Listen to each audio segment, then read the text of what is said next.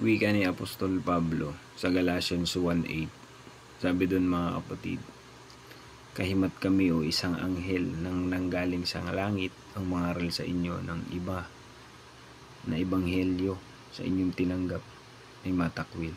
Ibig sabihin, mga kapatid, kung iba yung pinangangaral ng isang pastor o isang mangangaral, hindi na yung death, burial, and resurrection ni Jesus Christ, huwag daw po natin tanggapin.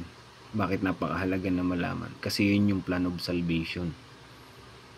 Yung death, burial, and resurrection ni Jesus Christ, kagaya ng video nga na aking in-upload, mga kapatid, yun po yun nilalaman.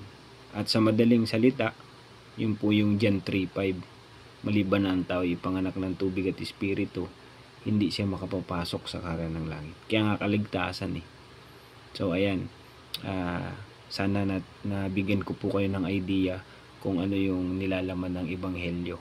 Yung ebanghelyo, ibig sabihin po nun, pagkamatay, pagkalibing, at pagkabuhay muli. Na kung sa atin naman, mga kapatid, pagsisisi, pagpapabautismo sa pangalan ni Jesucristo sa ikapagpapatawad ng ating mga kasalanan, at tatanggapin natin ang kaloob na Espiritu Santo.